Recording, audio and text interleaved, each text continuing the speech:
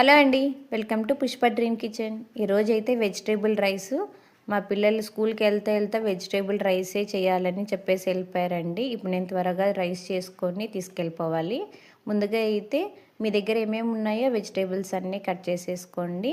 తర్వాత గిన్నె పెట్టేసుకొని 2 స్పూన్లు అయితే ఆయిల్, 1 స్పూన్ అయితే నెయ్యి వేసేసి బిర్యానీ స్పైసెస్ వేసుకొని అందులో ఆనియన్, పచ్చిమిర్చి వేసి వేగిన తర్వాత ఒక 1/2 టేబుల్ స్పూన్ అయితే అల్లం వెల్లుల్లి పేస్ట్ వేసుకొని వేగిన తర్వాత ఇందులో అయితే మనం ముందుగా కట్ చేసుకున్న వెజిటేబుల్స్ అన్నీ వేసుకోవాలి.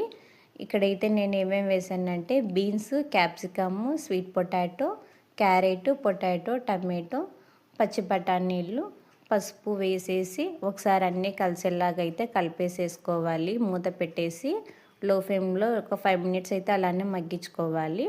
ఇప్పుడైతే ఇలా మగ్గిన తర్వాత ఇందులో అయితే ఒక 1/2 టేబుల్ స్పూన్ అయితే కారము, ఒక చిటికెడంతా అయితే గరం మసాలా, అలాగే ఒక కొద్దిగా అయితే పెప్పర్ అన్నీ వేసేసి ఒకసారి కలిపేసి ఒక 2 మినిట్స్ అయితే మగ్గించుకొని తర్వాత 1 గ్లాస్కి 2 గ్లాసులు అయితే వాటర్ వేసుకోవాలి. 1 గ్లాస్ బియ్యానికి 2 గ్లాసులు వాటర్ వేసేసి కల్లుప్పు వేసేసి కొత్తిమీర, పుదీనా వేసేసి ఒకసారి కలిపేసి మూత పెట్టేసుకోవాలి.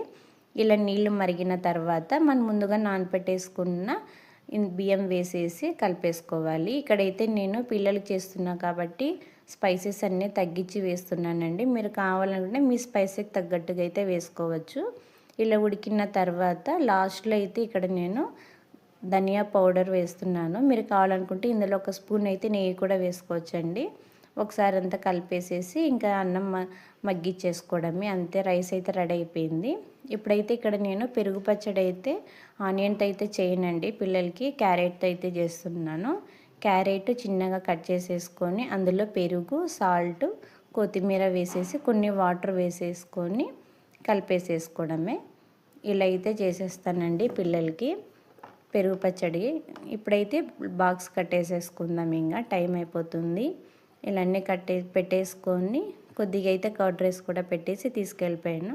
ఈ వీడియో మీకు నచ్చితే లైక్ చేయండి.